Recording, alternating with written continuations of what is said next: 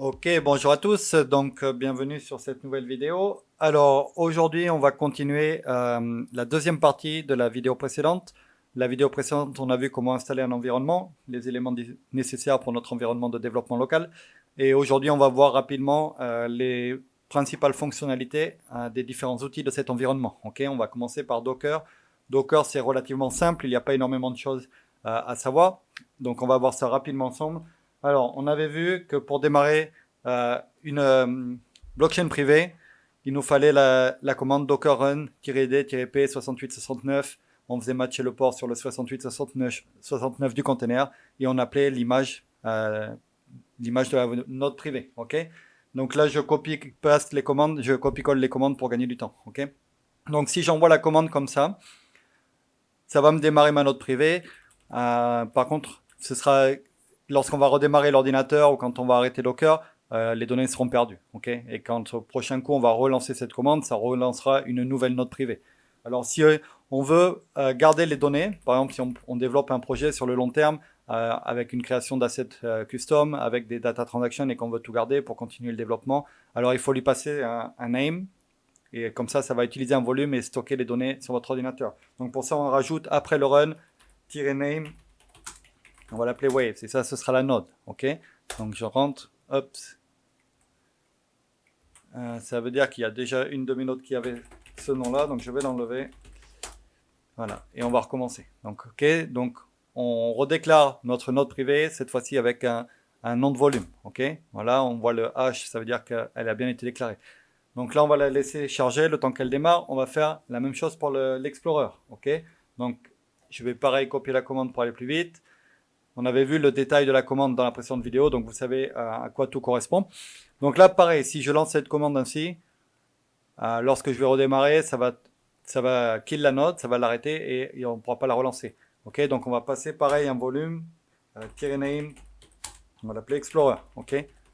Comme ça, maintenant, on peut facilement faire du démarrage et de l'arrêt de node. Lorsqu'on redémarre notre ordinateur, on peut retourner à l'état où on avait laissé la blockchain, okay, pour nous permettre de travailler. Donc là, on va aller voir si tout fonctionne correctement. Donc là, on devrait avoir la blockchain ici. Elle n'a pas encore fini de charger. Ok, l'Explorer, lui, il est plus rapide normalement. Ok, donc voilà. Donc on a bien l'Explorer. On voit qu'on est au current 8.6. On voit bien que notre node ici est fonctionnel en 1.8, 1.1.8. Donc tout fonctionne. Okay. Donc là, je repasse dans ma ligne de commande. Maintenant, pour obtenir la liste de mes containers ou mes images en cours, actives, on me fait un docker ps. Okay. Et là, on voit que ça me donne bien la liste de mes deux containers. Okay. Alors, on peut y accéder par le nom qu'on a passé tout à l'heure ou par le container ID, l'identifiant ici. Okay.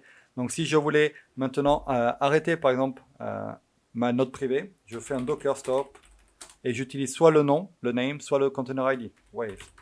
Et ça va l'arrêter. Ok. Et une fois que c'est arrêté, on peut refaire un docker ps, on a la liste et on voit qu'elle n'est plus là. Ok, que le container de la node privée n'est plus là. Je fais un docker start waves et ça va ramener avec un docker ps, ça revient dans la liste. Ok. Maintenant, si je voulais supprimer des containers définitivement, si par exemple je travaillais avec ma node privée et que je veux faire un reset, il suffit de faire un docker kill waves. Docker kill waves, c'est la même chose que faire un docker stop. Donc là, on stoppe la node et un docker rm waves. Et ça va complètement supprimer la node. Okay. Si je fais un docker ps, on voit bien qu'elle a été arrêtée. Si je fais un docker start waves, ça n'existe pas. Okay. Donc ça fonctionne bien. Donc voilà, c'est les commandes de base qu'il faut connaître. C'est-à-dire comment démarrer une node privée, comment démarrer l'explorateur de transaction, comment lui passer un nom de volume, ce qui permettra de garder nos datas pour continuer à travailler avec ensuite, comment lister nos différents containers, nos différentes images, comment les démarrer, les arrêter et comment en supprimer. Okay. Et c'est à peu près tout ce qu'il y a besoin de savoir pour travailler dans notre environnement. Bien sûr, Docker propose beaucoup plus de fonctionnalités, mais là, c'est pas une vidéo sur Docker, donc on se concentre sur l'essentiel. Voilà, donc on passe à la deuxième étape, ça va être dans VS Code, et on va voir que les fonctionnalités de WavesRide plugin de VS Code. Ok, donc ensuite, dans cette partie-là, après avoir vu Docker ensemble, on va voir la partie VS Code. Ok, donc pour ça, j'ai un dossier vide, on va dire que c'est mon dossier projet, je démarre un nouveau projet. Je fais un clic droit dans mon dossier vide et je choisis ouvrir avec code. Ça va ouvrir VS Code dans ce dossier. Ok, donc là, j'ai euh, mon environnement vide. Ok, donc dans les vidéos précédentes, on a installé deux choses. La première, c'est un plugin VS Code qui s'appelle WavesRide. Et la deuxième, c'était une librairie Node.js qu'on a installée globalement, qui s'appelait Surfboard. Ok. Donc là, pour démarrer mon projet, on va d'abord utiliser Surfboard en tapant Surfboard init. Et ça va nous initialiser un projet. Ok. Je vais augmenter la taille, comme ça vous verrez mieux. Waouh, c'est gros, mais on va essayer comme ça. J'aime pas trop quand c'est gros, mais pas le choix. Ok. Alors, hop, voilà. Donc j'ai fait mon surfboard init. Ok, ça m'a créé une architecture avec un fichier de config qu'on voit ici, surfboardconfig.json. Dans ce fichier de config, alors c'est très simple, le dossier qui va contenir mes fichiers RIDE, c'est-à-dire mes smart contracts, et le dossier qui va contenir mes tests. Ok. Ensuite, les environnements, on peut créer plusieurs environnements, environnement custom, testnet, mainnet, stagenet. Ici, on va utiliser par défaut, vous voyez ici, défaut environnement, ça va être le custom, ok, c'est-à-dire celui qu'on vient d'installer via Docker, notre propre node privé. Et donc, comme on l'a vu avec Docker, si on est sur Windows familial comme moi, il faut changer localhost par l'adresse IP, ok. C'est important, sinon ça ne fonctionnera pas. Ok, donc voilà, j'ai modifié. Ensuite, alors on a trois dossiers. Ride, comme j'ai dit, contient mes smart contracts en .ride. Script va contenir mes fichiers JavaScript qui vont interagir avec mon smart contract ou avec la blockchain. Ok. Test, ça va être mes unit tests, c'est-à-dire on va tester et s'assurer que le smart contract fait bien ce qu'on lui demande. Ok. Donc on va aller d'abord sur le smart contract. Donc quand vous faites un surfboard init, ça vous crée ce smart contract par défaut, c'est une démo pour vous donner une base. Ok. Alors là, c'est un simple smart contract qui permet de faire des dépôts et des retraits de tokens. Ok. Si vous comprenez pas trop là ce que vous voyez au niveau des smart contracts, c'est normal, on l'a pas vu, on verra ça ensemble bientôt. Là, l'idée, c'est juste de vous montrer les fonctionnalités des plugins. Alors, on avait vu qu'avec WavesRide, on a par exemple code completion. C'est-à-dire que quand je tape quelque chose, il va m'aider à le compléter rapidement. Par exemple, là, ce que je viens de surligner, c'est ce qu'on appelle des directives. C'est obligatoire au début de chaque smart contract. Et par exemple, si je tape std, vous voyez qu'il me propose les différentes versions de la directive std. Ok. Donc, ça, c'est ce genre de choses que Ride va nous permettre d'avoir en termes de completion. Okay, si par exemple je déclare une variable adresse, je sais que ma variable adresse elle doit être en base 58, je tape le B et vous voyez que le plugin me propose toutes les complétions possibles relatives à Ride. Okay, donc base 58. Et quand je sélectionne, il me donne le snippet, la petite partie de code où j'ai juste à compléter mon adresse à l'intérieur. Okay. Un autre exemple, si par exemple je fais, on verra ça ensemble, le pattern matching. Je tape le M, il me propose match, je fais entrer, il me donne le snippet de base d'un pattern matching. Ok.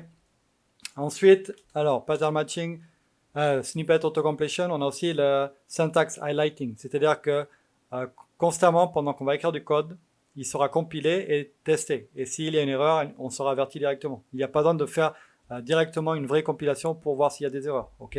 Si par exemple là, j'enlève le byte, je vais avoir une erreur parce que toBase58 string, il attend un byte. Ok. Donc c'est ce genre de choses. Ensuite, c'est les trois principales choses que ce plugin va nous apporter. Donc syntax highlighting, la code completion et les snippets. Et il va nous apporter aussi une console pour interagir avec la blockchain Waves. Alors pour y accéder, vous faites un CTRL-P sur Windows et vous tapez Start Waves REPL. Okay. Et ça vous ouvre, vous voyez à droite, cette console. Okay. Donc, alors, dans cette console, vous avez la possibilité de taper Help et ça va vous montrer toutes les méthodes auxquelles vous avez accès. Okay. Et maintenant, si vous voulez avoir, par exemple, tester une des méthodes ou avoir plus d'infos sur une méthode, alors pour plus d'infos, je tape Help et je passe en paramètre ce à quoi je veux avoir plus d'infos. On va dire par défaut, je voudrais plus d'infos sur Lise. Sur le list, ok. Donc je tape list et j'ai le détail, ok. Donc en gros, c'est un peu la documentation incluse dans votre environnement, ok. Si vous avez une question ou vous cherchez quelque chose, au lieu d'aller en ligne chercher dans la documentation, vous pouvez directement le faire ici. Ou alors, vous pouvez bien sûr exécuter ces méthodes. Par exemple, si je tape current 8, ça va me donner le 8 de la blockchain actuelle. Donc là, c'est sur la blockchain localhost, vu que dans la configuration du plugin, vous voyez ici, hop, extension setting, vous voyez ici qu'on est sur cette node, qui est le testnet. Malheureusement, pour le moment, on ne peut pas utiliser la node Docker ici, car ça n'autorise pas le HTTP, uniquement le HTTPS. Par contre, si vous avez votre node Docker hébergée online avec un HTTPS, alors là, vous pourrez l'utiliser ici. Okay. Ensuite, par exemple, d'autres choses que vous pouvez faire. Vous voyez à gauche votre smart contract ici. Vous pouvez très bien faire un compile contract, c'est-à-dire que vous allez compiler un contrat, file, pour lui donner le lien, le nom du contract. Donc ici, wallet.ride.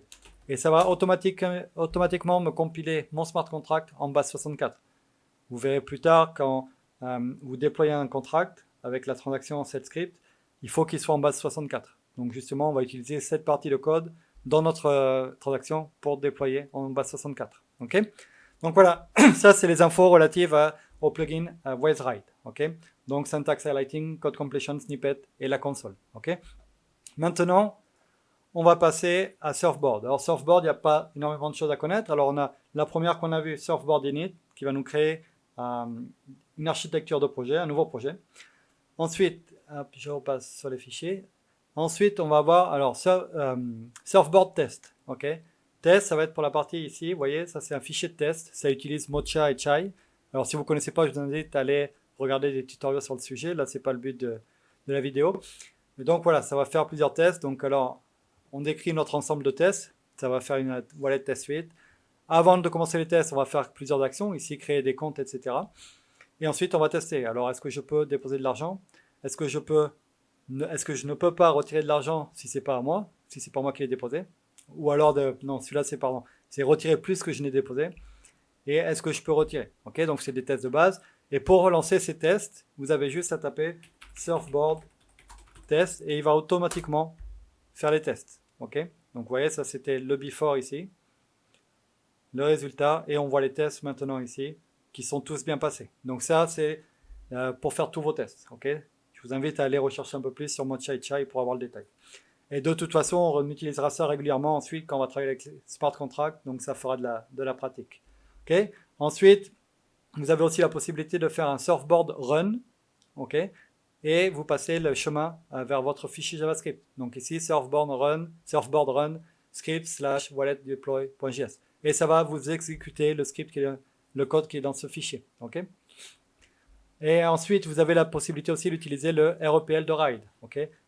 Donc la différence avec le REPL de Wavecode, du plugin. Wavecode, c'est tout un environnement, ça inclut la librairie Wave Transaction et pas mal de choses. Dans Surfboard, le REPL, c'est uniquement Ride, comme si on était en train d'écrire un smart contract dans l'IDE, par exemple, dans l'IDE en ligne. Okay. Donc pour ça, on fait un Surfboard REPL. Et ça nous passe en mode REPL. Okay. Alors là, plusieurs choses. Je peux faire un double point d'interrogation et j'ai toute la liste. En gros, c'est toute la documentation de Ride, avec toutes les méthodes, fonctions ici, les variables globales, les différents types de données, etc. Okay. Si je veux la définition d'un truc en particulier, je fais un seul point d'interrogation. Et par exemple, je veux en savoir plus sur le get integer. Okay, je commence à taper, je peux utiliser le tab pour compléter, entrer, et j'ai les différentes infos relatives au get integer. Okay.